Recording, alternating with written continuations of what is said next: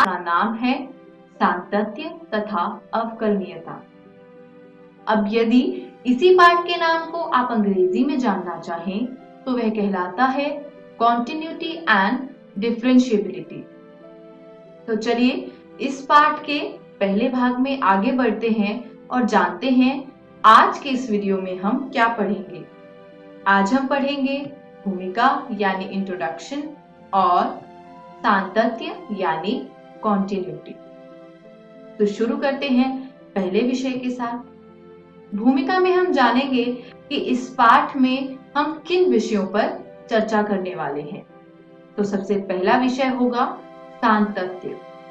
इसमें हम जानेंगे कि सातत्य होता क्या है, या फिर यदि हम किसी फलन को कहते हैं कि वह सातत्य है तो ऐसा कब होता है। फिर हम देखेंगे अवकलनीयता, यानी किसी भी फलन की अवकलनीयता को किस प्रकार परिभाषित किया जाता है। और आखिर में हम जानेंगे कि सातत्य तथा अवकलनीयता आपस में किस तरीके से जुड़े हुए हैं, या हम ये भी कह सकते हैं कि सातत्य तथा अवकलनीयता में संबंध।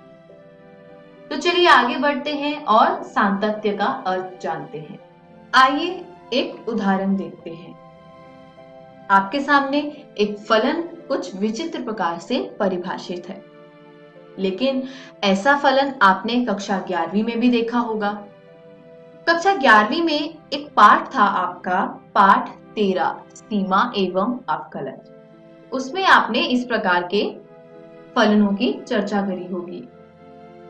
ये फलन आप पढ़ते कैसे हैं? ये फलन इस प्रकार से पढ़ा जाता है कि f ऑफ x का मान 1 होगा यदि x का मान या तो 0 होगा या 0 से छोटा होगा, और दूसरी स्थिति ये होगी कि f ऑफ x बराबर होगा 2 जब x का मान जो है वो 0 से बड़ा होगा। आइए एक आलेख देखते हैं। ये आलेख जो है ये आपके सामने जो फलन दिया गया है इसी का आलेख है। x का मान जब 0 होगा तो वो बिंदु कहाँ रहता है? वो बिंदु रहेगा y अक्ष पर, और जब x का मान 0 से छोटा है तो x के ऋणात्मक दिशा की ओर देखा जाएगा। अब इस बिंदु को निर्देशांक दिए गए हैं 0,1। ऐसा क्यों? ऐसा इसलिए कि जब x का मान 0 या 0 से छोटा है तब f ऑफ x यानी जो y है उसका मान 1 है। अब यदि मैं दूसरी स्थिति को देखूं, x का मान जब 0 से बड़ा है यानी ये जो है वो धनात्मक दिशा में है, x के सभी धनात्मक मानों की चर्चा की गई है, तब उसको आप इस बिंदु से दर्शाएंगे जिसके निर्देशांक है 0,2। यानी जब x का मान 0 से बड़ा है तो f ऑफ x का मान 2 है। अब f ऑफ x का मान जो है वो x के मान के हिसाब से बदल रहा है, तो इस कारण आप ये कह सकते हैं कि यह जो फलन है वह सातत्य नहीं है। आइए आगे बढ़ते हैं और एक और उदाहरण देखते हैं। यहाँ पे f ऑफ x का मान 1 है जब x का मान 0 के बराबर नहीं है, और f ऑफ x का मान 2 है जब x का मान 0 के बराबर है। तो इसका जो आप यहाँ पे आलेख देख रहे हैं उसको आप समझने की कोशिश कीजिए, जैसे हमने पिछला आलेख समझा था। x का मान जब 0 के बराबर नहीं है तब y बराबर 1 एक रेखा खींच दी गई है, और x का मान जब 0 है यानी y अक्ष पर, वहां पर f ऑफ x का मान 2 है, तो निर्देशांक लिख दिए गए हैं 0,2। ये फलन जो है वह भी सातत्य नहीं है। चलिए आगे बढ़ते हैं और सातत्य की परिभाषा देखते हैं। मान लीजिए कि f वास्तविक संख्याओं के किसी उप समुच्चय में परिभाषित एक वास्तविक फलन है, और मान लीजिए कि f के प्रांत में c एक बिंदु है, तब f बिंदु c पर संतत है यदि limit x tending to c f of x is equal to f of c। आइए आप आगे बढ़ते हैं और कुछ रोचक तथ्य देखते हैं। पहला तथ्य है एक फलन x बराबर c पर संतत है यदि फलन x बराबर c पर परिभाषित है, और यदि x बराबर c पर फलन का मान x बराबर c पर फलन की सीमा के बराबर है। अगला तथ्य है, यदि x बराबर c पर फलन संतत नहीं है तो हम कहते हैं कि c पर f असंतत यानी डिसकंटिन्यूअस है तथा c को एक असांतत्य का बिंदु यानी पॉइंट ऑफ डिसकंटिन्यूटी कहते हैं। आप इन तथ्यों से समझे क्या?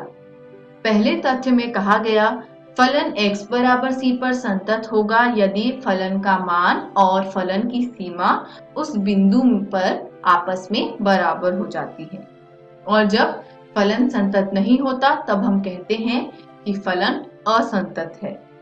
और जिस बिंदु पर हमने जांचा होता है कि फलन संतत है या नहीं, उस बिंदु को असांतत्य का बिंदु कहा जाता है। चलिए आगे बढ़ते हैं और एक उदाहरण देखते हैं। उदाहरण में कहा गया है x बराबर 1 पर फलन f of x बराबर 2x जमा 3 के सान्तत्य की जांच कीजिए। तो यहाँ पर आप इसको हल कैसे करेंगे? सबसे पहले देखेंगे कि x बराबर 1 पर फलन परिभाषित है, तो f of 1 बराबर हो जाएगा 2 गुना x की जगह पर 1 रख दीजिए जमा 3, यानी 2 गुना 1 जमा 3 जो कि आ जाता है 5। अब हमने देख लिया कि x बराबर 1 पर फलन परिभाषित है और मान भी ज्ञात कर लिया x बराबर 1 पर। अब हम x बराबर 1 पर फलन की सीमा ज्ञात करते हैं। तो हम सीमा कैसे ज्ञात करेंगे? सीमा दो प्रकार की होती है, पहली बाएं हाथ की सीमा और दूसरी दाएं हाथ की सीमा। और जब इन दोनों सीमाओं का मान बराबर होता है तब हम कहते हैं कि इस फलन की सीमा जो है वह परिणाम में आने वाला अंक है। तो इसमें भी हम वही करेंगे, पहले निकालते हैं दाएं हाथ की सीमा, limit x tending to a plus f of x। तो ये जो a प्लस है आप यहाँ पर अपना बिंदु रखेंगे जिस बिंदु पर आपको ज्ञात करना है। ये हो जाएगा limit x tending to 1 two x plus 3। अब 3 तो वैसे का वैसा ही रह जाएगा, क्यों? क्योंकि 3 के साथ वहां पर x है नहीं, x का मान ही तो 1 की तरफ बढ़ रहा है। अब यदि अगर x का मान 1 की तरफ बढ़ रहा है तो उससे 3 पर किसी प्रकार का कोई प्रभाव नहीं होगा, तो हम 2 के साथ 1 को गुना कर देंगे और उसमें 3 वैसे का वैसा जोड़ देंगे, तो मिल जाएगा 5। अब x बराबर 1 पर जब फलन परिभाषित था तो f ऑफ 1 भी 5 आ रहा था और दाएं हाथ की सीमा जो है वो भी 5 आ गई। अब यदि बाएं हाथ की सीमा भी 5 आ जाए तो हम कह देंगे कि x बराबर 1 पर फलन सान्तत्य है। देखते हैं बाएं हाथ की सीमा। बाएं हाथ की सीमा होती है limit x tending to a minus f of x। तो limit x tending to 1 two x plus 3 कैसे होगा? बिल्कुल वैसे ही 2 इंटू 1 प्लस 3, यानी 2 गुना 1 जमा 3 जो कि हो गया 5। अब x बराबर 1 पर फलन का मान और फलन की सीमा दोनों ही 5 आ गए, यानी हम कह सकते हैं कि ये जो फलन की सीमा है वो फलन के मान के बराबर हो गई और x बराबर 1 पर हमारा जो फलन f है वह संतत है। चलिए आगे बढ़ते हैं, एक और उदाहरण देखते हैं। उदाहरण में कहा गया है x बराबर 0 पर फलन f ऑफ x बराबर मॉड ऑफ x के सान्तत्य पर हमें विचार करना है। तो सबसे पहले हम क्या करेंगे? फलन को परिभाषित करेंगे। क्यों? क्योंकि जब मॉड के अंदर कोई संख्या लिखी जाती है तो उसमें दो तरीके की स्थितियां आती है, या तो जो फलन है उसका मान 0 से छोटा होगा या फिर फलन का मान 0 से बड़ा होगा। और ऐसा क्यों?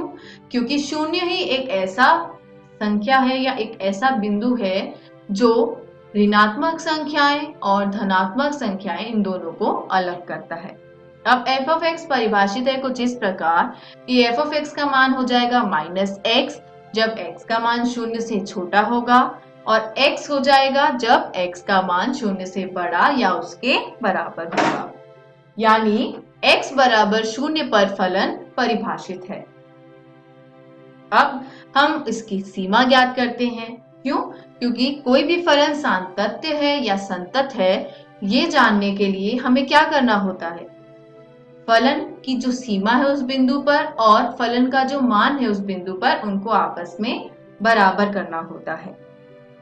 तो f के बाएं पक्ष की सीमा जो होगी limit x tending to 0 minus F of x, वो हो जाएगा limit x tending to 0 minus minus of x। क्यों? क्योंकि जब शून्य से छोटा है x तो उसका मान माइनस x है, तो ये हो गया शून्य। और f के दाएं पक्ष की जब हमने सीमा देखी तो वो हुआ limit x tending to 0 plus F of x। अब x का मान जब शून्य से बड़ा है उसके लिए फलन जो है वो x ही था, तो हमने फलन का मान वैसे का वैसा लिख दिया, ये भी शून्य हो गया। तो x बराबर शून्य पर फलन का मान और फलन की सीमा दोनों ही आपस में बराबर हो जाती है। बाएं पक्ष की सीमा, दाएं पक्ष की सीमा और फलन का मान शून्य पे सब आपस में बराबर हो गए। आप इसको सिद्धांतों में इस प्रकार से प्रकट कर सकते हैं। अतः हम ये कह सकते हैं कि x बराबर शून्य पर f संतत है। चलिए आगे बढ़ते हैं और अगला विषय देखते हैं। अगले विषय में एक परिभाषा दी गई है और कहा गया है एक वास्तविक फलन f संतत कहलाता है यदि वह f के प्रांत के प्रत्येक बिंदु पर संतत है। यानी f एक ऐसा फलन है जो समृद्ध अंतराल यानी क्लोज इंटरवल। समृद्ध अंतराल एक ऐसा अंतराल होता है जिसमें अंतराल में दिए गए दोनों बिंदु और उनके बीच के सभी बिंदु जो हैं वो आते हैं। तो यदि फलन जो है वो एक समृद्ध अंतराल में परिभाषित है तो limit x tending to a plus F of x is equal to F of a और limit x tending to b minus F of x is equal to F of b। यानी जो अंतराल में शुरू करने वाली संख्या होगी उसके दाएं ओर की सीमा ले लीजिए और जहां पर अंतराल समाप्त हो रहा है वहां के बाएं ओर की सीमा ले लीजिए। उसका मान जो है वो उनके क्रमशः बिंदुओं पर होना चाहिए। इसी के साथ हमारा आज का ये वीडियो समाप्त होता है। आज हमने सीखा भूमिका यानी इंट्रोडक्शन और सातत्य यानी कॉन्टिन्यूटी। तो चलिए आगे बढ़ते हैं और देखते हैं अगली वीडियो में हम क्या पढ़ेंगे। अगली वीडियो में हम जानेंगे संतत फलनों का बीजगणित यानी अलजेब्रा ऑफ कॉन्टिन्यूअस फंक्शंस। घर जाइए, जितना भी पाठ आपको आज पढ़ाया गया है उसको एक बार फिर से देखिए और निरंतर अभ्यास करते रहिए। धन्यवाद।